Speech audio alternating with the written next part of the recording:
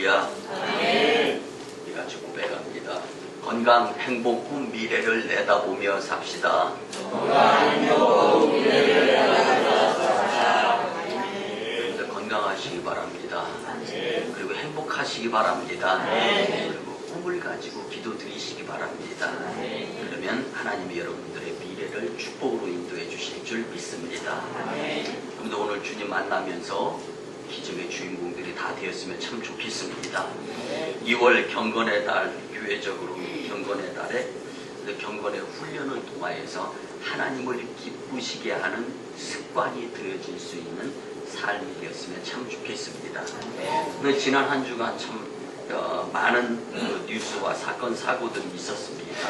근데 살다 보면은요, 소설보다도 더 드라마틱하고 또 영화에 나오는 것보다도 더 감동이 되는 일들이 세상에 있음을 우리가 경험합니다. 여러분들 잘 아시다시피 크림빵 뺑소니 사건을 통해서 아들을 잃은 피해자의 아버지인 강태호 씨가 58세 된 강태호 씨가 용서를 선언하는 말을 대중들 앞에서 이야기하자 울분과 또 분노가 녹아드는 모습들을 모두가 경험할 수가 있었습니다. 우리 강태호 씨는요, 지난달 29일 목요일에 범인이 자수했다는 이야기를 들었습니다. 그리고 나서 그에게 찾아가서 자수해 주어서 고맙다라고 인사를 하면서 고통스러울 것 같은데 그의 마음에 위로가 됐으면 좋겠다. 그리고 될 수 있으면 나는 당신을 용서하고 싶다라고 이야기를 해서 세간에 감동을 준 사건이 있었습니다. 여러분들, 그는요 3일 국민일보와의 통화에서 성경을 읽고 성경에 의지해서 살려고 노력합니다 라고 고백을 한 부분들이 또 있습니다. 근데 사실 내 자식을 죽인 그 살인범을 용서한다라는 것은 쉽지 않은 일입니다. 여러분들 한번 생각해 보시기 바랍니다. 내 자식을 죽인 원수를 용서한다라는 것은 영화에나 나오는, 드라마에나 나오는 일 아닌가? 내 자식이 잘못됐다고 생각하면 용서할 수 있겠습니까? 그래서 한국 사람들은요, 분노에 의한 화병을 많이 앓는다라고 통계가 나와 있습니다. 그래서 이 병명은요, 분노 조절 장애증. 여러분들, 한국의 예전의 여인네들은 시키는 대로만 하면서 자신의 자유가 없었기 때문에 화병을 앓면서 살았고, 또한 지금 현재 오늘을 살아가는 우리의 모습 가운데에서도 힘이 있으면은 억울함이나 또한 손해를 보면 보복이나 안갚음을 하지만 힘이 없는 사람은 꾹꾹 눌러가면서 이 다음에 보자 이런 모습들로 살아가는데, 이것이 다 울분이 속으로 삭혀지지 못하기 때문에 화병이 되는 것입니다. 그래서 분노 조절 장애증에 많이 시달리는 한국인들이 있다고 하는데, 여러분들 손익 계산을 따지며 바쁘게 살아가면서 손해에 대한 용서를 모르는 시대에 정말 이 강태호 씨를 통해서 용서하는 훈훈한 그 귀담이 되고 있는 모습들을 우리가 같이 경험하고 있습니다. 그 밖에 세계적으로는요, 이슬람 순위파 급진 무장 세력이라고 하는 IS라고 하죠. 이슬람 국가에서 1일 아들 고토 겐지를 잃은 일본인 이시도 준코 씨라는 사람이 있습니다. 전 세계인들에게 큰 감동을 주고 있는데요. 이시도 씨는요, 나는 슬픔의 눈물을 흘리고 있습니다. 내 자식을 잃었기 때문에. 하지만 아들은 전쟁 없는 세상을 항상 꿈꾸어 왔습니다. 이 슬픔, 이 증오의 사슬을 만드는 걸 원치 않습니다 라고 고백을 했습니다. 악으로 악을 갚지 않는 신앙인의 모습인데요, 이시도 씨의 그 가족 일가는요, 일본 대넨초교의 성도로 밝혀졌습니다. 그런데 강태호 씨가 믿음 생활을 열심히 하려고 하고, 또 이시도 겐지 씨가 또 일본 대넨초 교회에서 열심히 신앙생활하면서 용서의 사랑, 예수님께서 용서하라고 하신 것을 몸소 실천하는 가운데의 삶의 모습을 보면서 여러분들 내가 자녀를 잃지 않은 모습으로서의 신앙인이라면 우리는 더 하나님 감사할 수 있는 조건이 있음을 생각하면서 살았으면 참 좋겠습니다. 또 여러분들 The Power of Forgiveness라고 해서 용서의 힘이라는 것이 지금 유튜브에서 아주 일파만파로 동영상이 화제가 되는데요.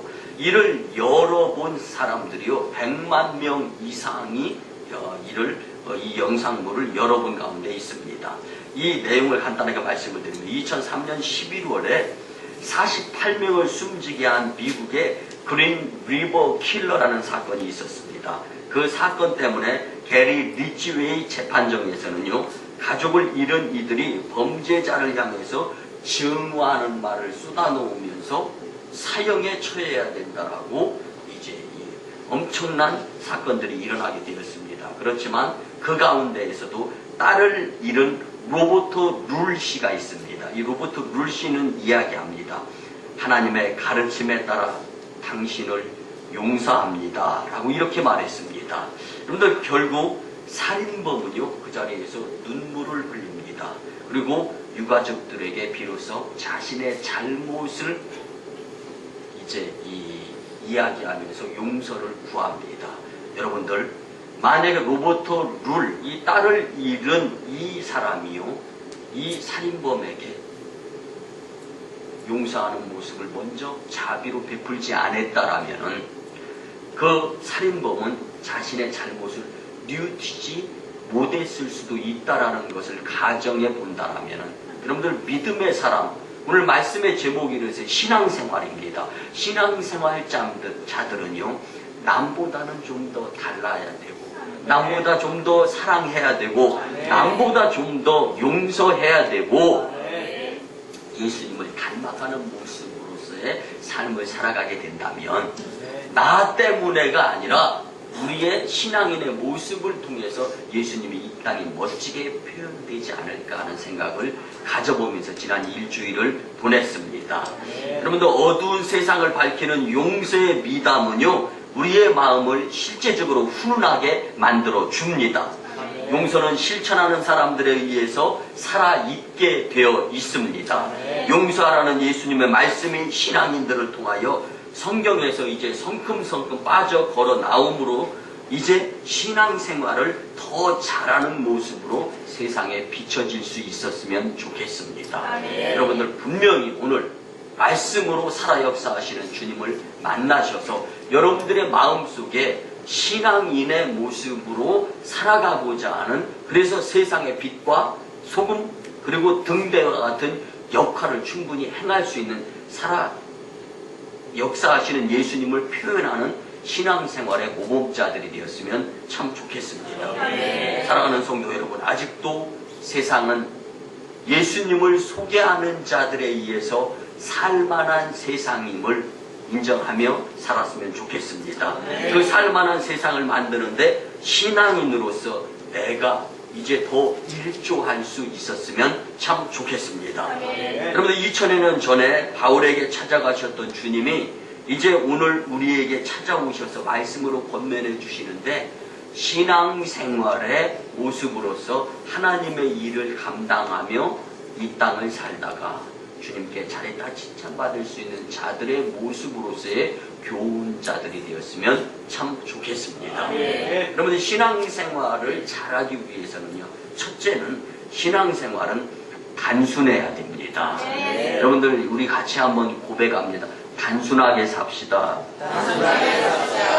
여러분들 신앙생활은요 예수님 바라보고 예수님이 우리에게 교훈해 주셨던 말씀대로 단순하게 따라 하다 보면은 신앙생활의 모범자들이 될 수 있습니다. 세상이나 사람을 바라본다 할지라도요 내가 물질을 바라보고 세상 문명을 바라보고 또한 그 무엇인가 내 습관에 빠져서 잘못되어진 것들을 따라서 행위대로 살게 된다라면은 흔들리게 되어 있고 손해보게 되어 있습니다. 그렇지만 첫 시작은 손해인 것 같고 억울한 것 같다 할지라도요 말씀대로 살다 보면은요 영혼육이 건강하여지고 영생의 삶이 보장되어지면서 실제적으로는 축복의 삶의 주인공이 될 수 있습니다. 여러분들 지금으로부터 약 한 150여 년 전만 하더라도요, 미국은요 이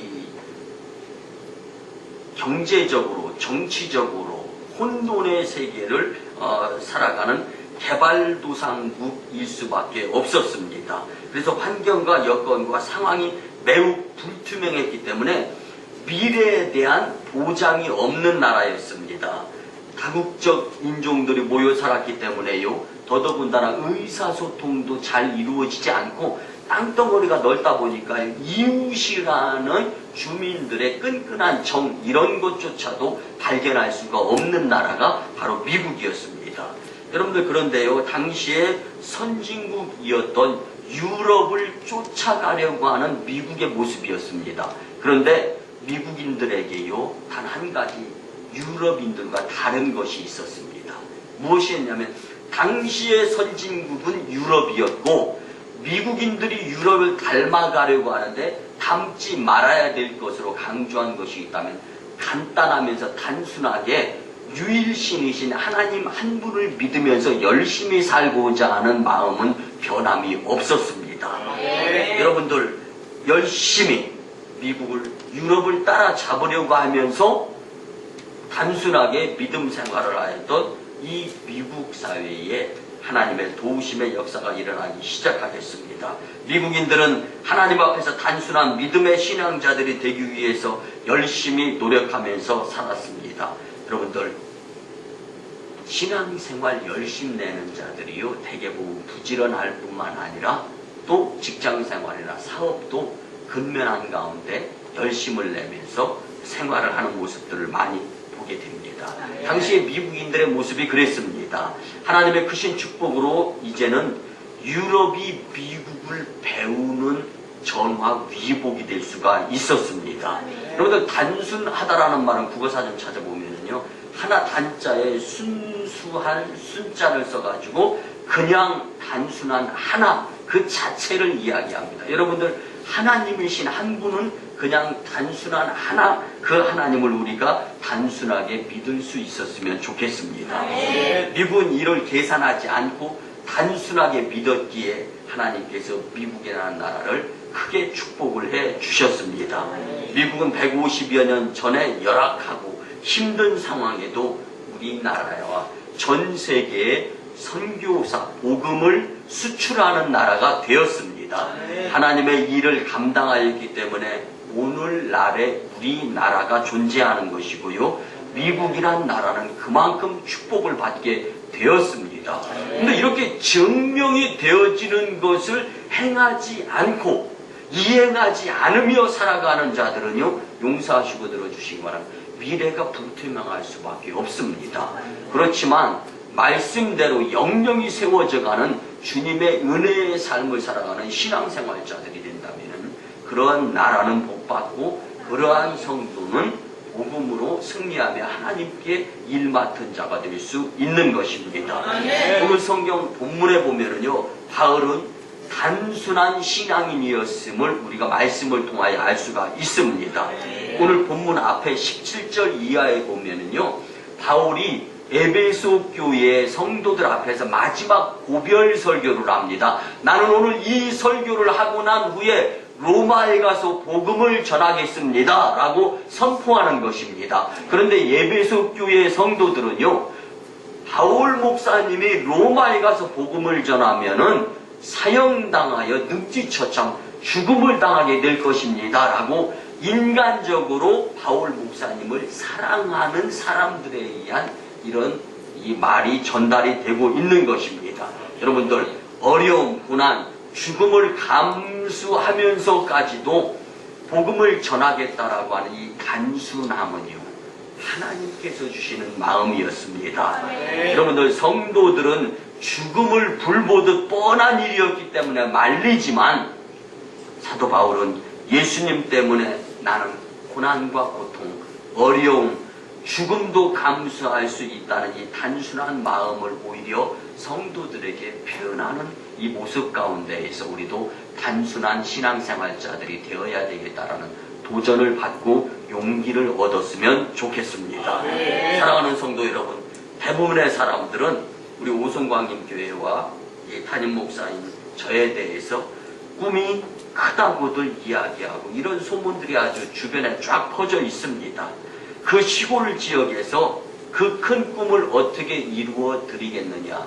해외 오지에 100명 이상의 선교사를 파송하고 또 이 지역 일대에 죽어져가는 썩어져가는 영혼들을 복음화시키고 중부 지역의 장자 교회가 되고 나라를 복음화시키고 그리고 나이키나 코카콜라보다 세계적으로 더 이름나고 유명한 재단으로 만들겠다고 하는 이 모든 것은 새벽에 무릎 꿇고 일주일에 한 번씩 철야기도 시간에 주님께서 들려주셨던 음성입니다.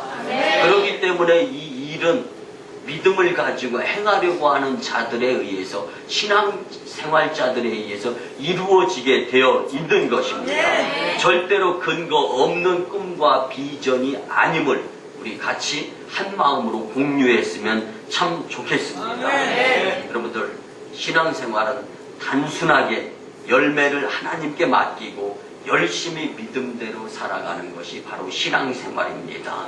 그런데 그렇기 때문에 믿지 못하면 손해요, 믿으면 축복이 되는 것이 바로 신앙생활입니다. 오순광림교회 성도님들은 복잡하지 않고 단순하게 예수님을 믿으시기를 바랍니다. 그러면 주님이 여러분들의 앞길을 인도해 주시고 삶의 풍성함으로 초대해 주시는 주님을 만나게 될 줄 확신합니다. 근데 두 번째 신앙생활자의 모습은요, 정직해야 합니다. 그런데 정직하게 사시기를 주님의 이름으로 간절히 부탁을 드립니다. 신앙생활을 하면서 정직하지 못하면요, 하나님의 도움을 받기가 어렵습니다. 바울은 하나님 앞에 단순할 뿐만 아니라 정직한 모습을 보이는 신앙생활자의 모습을 우리에게 소개해주고 또 있는 부분을 우리가 말씀을 통하여 알 수가 있습니다. 여러분들 잘 알다시피 사도행전 9장 1절 이하에 보면 다메섹 도상에서 예수님 잡는 자들을 핍박하는 유대인의 한 모습으로서 이제 다메섹 도상에 도달했을 때 예수님의 빛을 보면서 예수님을 만나게 됩니다. 그리고 나서 그의 삶을 변화가 됩니다. 이제는 잘못한 것들에 대해 회개를 합니다. 여러분들 회개를 헬라어로 메타노이아라고 이야기합니다. 이것은 메타 플러스 노이아, 삶의 자리에서 180도 돌아섰다라는 표현입니다. 여러분들 우리가 이전에 잘못, 구습, 악습 그리고 하나님께 영광을 돌리지 못하는 삶의 자리에서 벗어나서 완전히 배설물보다 더 더러운 것으로 여겨가면서 돌아섰던 자가 바로 사도 바울이었습니다. 그는 가멜리알 문화 가운데서 살았습니다. 유대인의 모습이었고요. 그는 로마의 시민권을 가지고 있었습니다. 당시에 가장 좋은 그러한 모습, 환경, 상황, 여건을 가지고 있었던 자였지만 예수님을 만나 예수님을 믿고 보니까 오히려 허우대라든가 허울들 모습, 환경보다 사막이 됐든 궁궐이 됐든 그리고 감옥이 됐든 간에 예수님을 믿는 믿음의 모습 이 하나만으로도 세상의 온통 것과 바꿀 수 없이 귀하다는 것을 깨달은 자가 바로 바울입니다. 그렇기 때문에 그는 하나님 앞에서 정직한 모습을 보이면서 믿음 생활로 이겨낼 수가 있습니다. 그렇게 살아갈 때 두 번째 다메섹 도상에 도달하게 되었던 것을 고린도후서 11장 32절에 볼 수 있습니다. 여러분들 회심 후 열심히 전도하면서 선교하면서 살아가는데 아레다 왕의 부하들이 바울을 잡으려고 다메섹 도상에 도달하게 됩니다. 그때 광저리를 타고 창문을 통과하여서 성벽을 내려가 원수의 손에서 벗어나게 해주시는 하나님의 도움의 손길을 경험하게 됩니다. 그때부터 사도 바울에게는 더 확신에 찬 예수님을 믿는 믿음의 모습의 정직함이 더하여질 수가 있었습니다. 여러분들 신앙생활을 하는 가운데에서요, 그 무엇인가 양보해야 될 것 같은 모습이 있다 할지라도 믿음이 앞설 수 있는 모습을 보이게 되면서 손해가 따른다 할지라도 정직함의 모습을 행하게 되면 아무도 보지 않는 것 같아도 하나님이 보시고 하늘의 신령한 복과 땅의 기름진 축복으로 채워주심을 믿는 믿음의 신앙생활자들이 되었으면 좋겠습니다. 네. 바울의 정직한 삶을 하나님은 보시고 그에게 기적을 베풀어 주셨던 것입니다. 본문을 보면 예수님께 받은 복음을 전하는 일 앞에서 생명조차 조금도 귀한 것으로 여기지 아니하노라. 이게 바울의 정직한 고백입니다. 여러분들, 이 말에 대한 책임을 정직하게 사명을 다해서 행하는 바울의 모습을 우리는 볼 수가 있습니다. 이는 바울에게 있었던 마지막 그 귀한 것을 주님께 드리고 싶어하는 바울의 정직한 믿음의 모습이었습니다. 예수님도 예수님의 말씀을 통하여서 고백을 합니다. 그리고 우리는 이런 찬양을 같이 나눕니다. 그때 그 무리들이 예수님 못 박았네. 여러분들, 그 무리가 내가 될 수도 있다는 것을 기억하시기 바랍니다. 그리고 이 찬양의 마지막은 이렇게 이어집니다. 마지막 피 한 방울 나를 위해 흘렸네. 그 피로 내 죄 씻었네.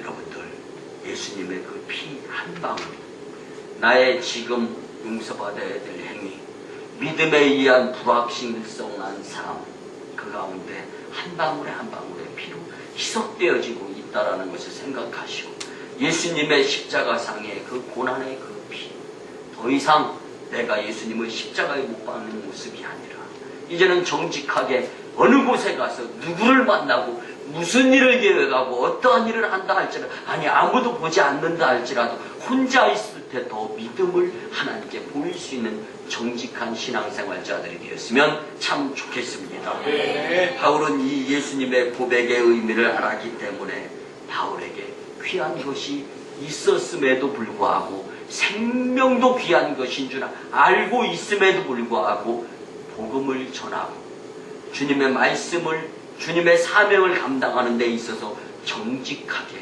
생명조차도 아깝지 않게 여긴다라고 고백하는 바울의 이 정직성 앞에 생명 귀중한 줄 모르는 사도 바울이 아니었음을 기억하면서 생명이 귀중하지만 정직하게 신앙생활이 더 중요하다는 것을 깨달았던 바울의 모습을 통하여 우리도 깨달음에 충분한 교훈이 되었으면 참 좋겠습니다. 네. 사랑하는 성도 여러분, 저도 부족하지만 저와 함께 하나님만이, 그리고 제가 목회하면서 저와 하나님만이 아는 그 무엇인가 아직도 내려놓기 아깝고 쉽지 않은 것들, 목회 2년 해가면서 내려놓는 가운데 이제는 주님이 기뻐하시는 모습들을 느껴가면서 목회를 해나가고 있습니다.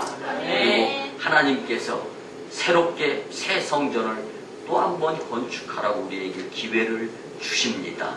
여러분들, 성전을 우리가 한 번 건축하고 나서 이제 보상받고 다시 나와서 새 성전과 이곳에서 나누어서 예배를 드리는 가운데 있습니다. 그리고 나서 다시금 우리가 160평 지하 2층과 지상 6층으로 해가지고 1100여 평의 교회를 새롭게 건축하게 하시는 하나님.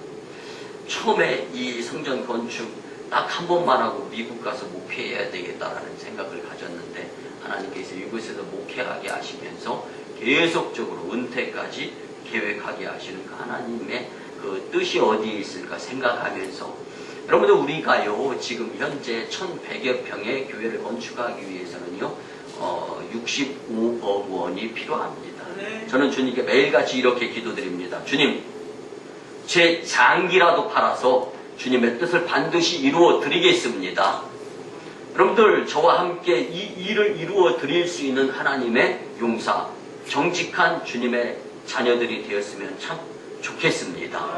저는 분명히 여러분들 앞에 선포하는 것처럼 제 장기라도 팔아서 하나님 영광을 위한 주님의 성전을 다시금 또 건축해 드리려고 하는 마음을 가지고 있습니다. 이제 저와 함께 우리 성도님들도 자신과 하나님만이 아는 그 무엇을 정직하게 주님께 내려놓을 수 있었으면 좋겠습니다. 주님은 다 아십니다. 속일 수 없습니다. 그렇기 때문에 저와 함께 목회자와 함께 죽을 각오의 성도 7가정 안에 포함될 수 있다면 여러분들의 가정, 가문, 그리고 여러분들의 사업장 일도 하나님께서 감동으로 전화 위복의 큰 축복을 경험할 수 있도록 은혜를 베풀어 주실 줄 믿습니다. 그리고 여러분들, 오늘 바울을 통하여서 우리가 꼭 기억해야 할 것은 가장 큰 손해는 영적 손해다라는 것입니다. 여러분들, 영적 손해를 보지 않기 위해서 사도 바울은 생명조차도 아깝지 않게 여겨가면서 주님을 위해서 내놓을 수 있다라는 고백이 되어진 것처럼 우리도 가장 큰 손해는 영적 손해임을 인정하며 살아갈 수 있는 자들이 되었으면 참 좋겠습니다.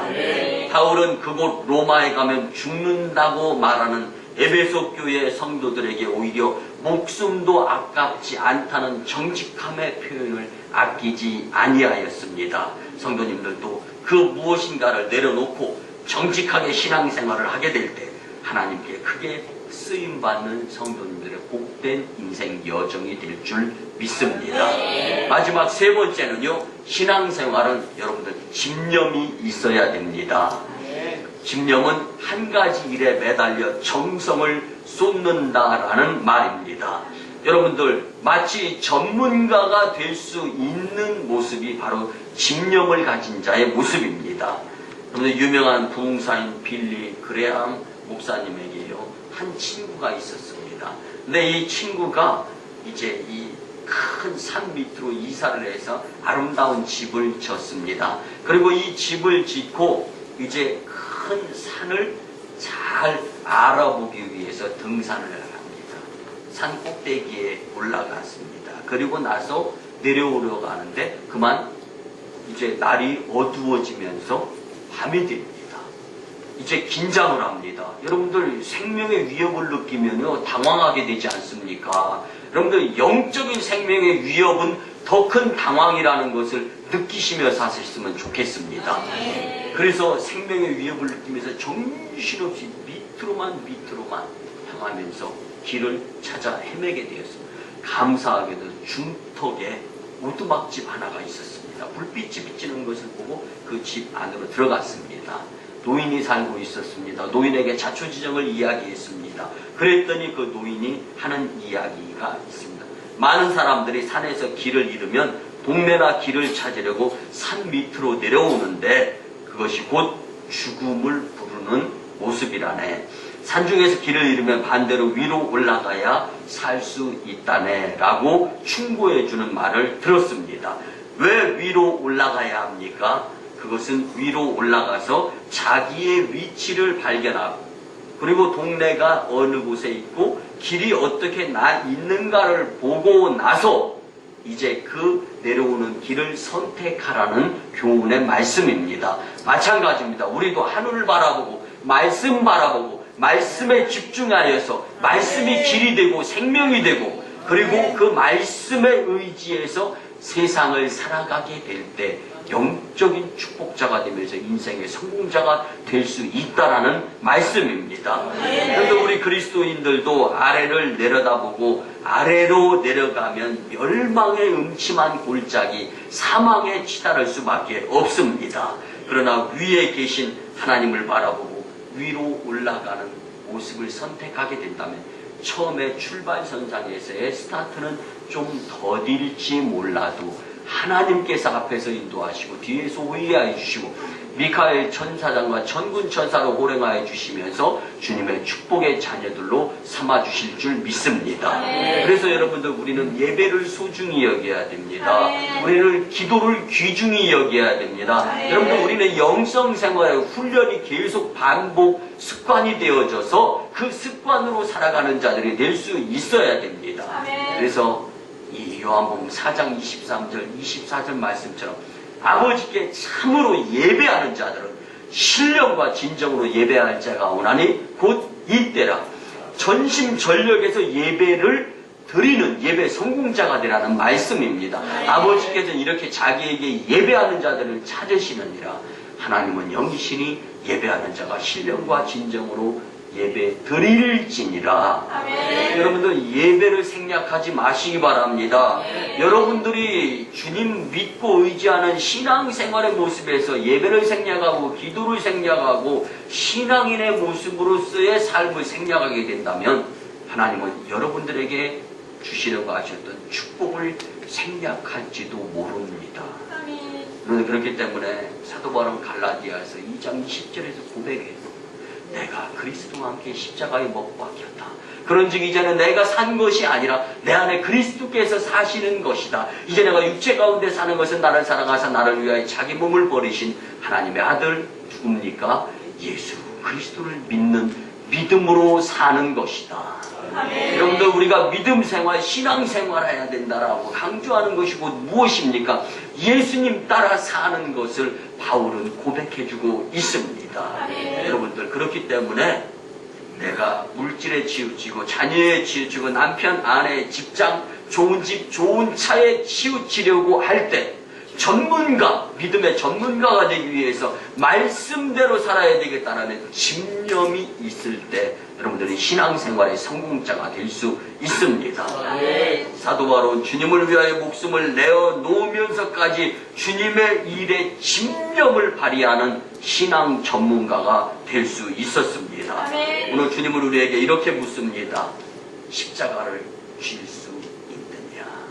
늘 자기 십자가, 자기 몽에 내가 져야 됩니다. 아멘. 예수님의 증인이 될 수 있느냐고 묻습니다. 신앙생활에 집념의 전문가가 되기를 원하시는 그 주님께 우리 것을 내려놓는 성도님들의 신앙의 모습이 주님과 세상에 비춰질 수 있었으면 참 좋겠습니다. 네. 여러분들 말씀의 결론을 드립니다. 신앙생활의 모습을 갖추기 위해서 여러분들 특별히 우리 오송광리교회는 땅콩 줄기를 잡은 교회입니다.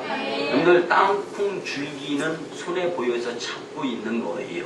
이제 땅콩 이제 흙 밑에 땅콩 줄기를 잡았기 때문에 잡아 뽑으면 아직 눈에 보이지 않기 때문에 믿음의 신앙생활자들의 행위가 협력하여서 나타나게 되면 땅 밑에 안 보이는 모습으로 있던 땅콩이 수없이 우리의 손에 쥐어지게 될 줄 믿습니다.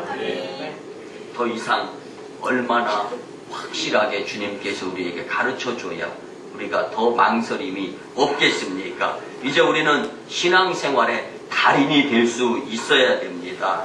하나님의 일을 이 수년 내에 우리를 통하여 이루게 하실 주님을 기대하면서 신앙생활의 모습을 주님께 보이시기를 바랍니다.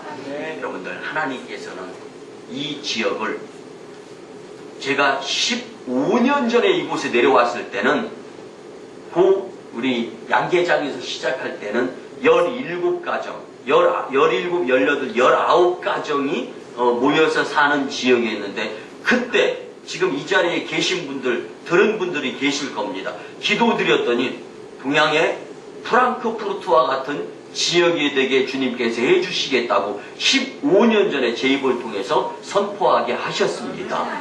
여러분들 동양의 여러분들 저 독일의 저 서독 지역에 있는 프랑크푸르트 지역은요 이 공항이 있는 지역입니다.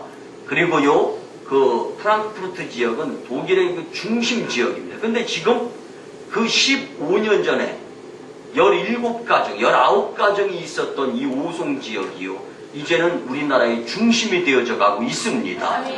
그리고 15년 전에 저의 입술을 통해서 사랑하는 성도님들과 함께 공유하는 가운데에요 동양의 프랑크푸르트 지역과 같은 지역으로 만들어주겠다고 하신 주님의 약속이 지금 실현되어져 가고 있지 않습니까? 그리고 이 재단은 중부 지역의 장작교회가 되고 세계를 복음화시키는 복음의 전초기지가 된다고 주님은 우리에게 말씀해 주셨습니다. 이런데 우리가 무엇을 더 망설이겠습니까? 여러분들 신앙의 모범생활자들이 되어서 하나님의 일 맡은 자로서 최일선에서 생명조차도 아깝게 여기지 아니하면서 복음을 위해서 열정을 가지고 또 복음에 집중하는 가운데 하나님께서 우리에게 허락하여 주시는 말씀에 의한 단순함, 말씀에 의한 정직함, 그리고 말씀에 의한 심령의 모습으로 주님께 영광 돌리고 교회 부흥의 주역들이 다 되시기를 주님의 이름으로 간절히 축원합니다. 기도드립니다. 고마우신 주님, 은혜의 아버지 하나님, 2월 경건의 달 둘째 주일에 신앙생활에 대해 말씀해 주심에 참으로 감사를 드립니다.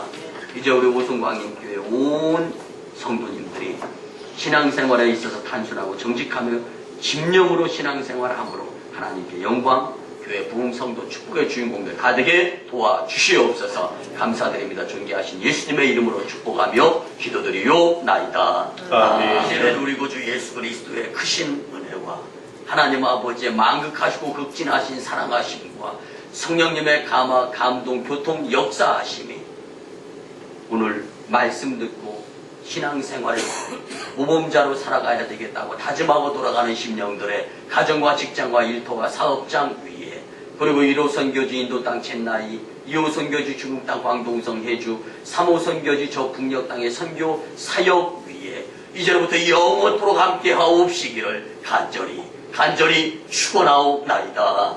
아멘.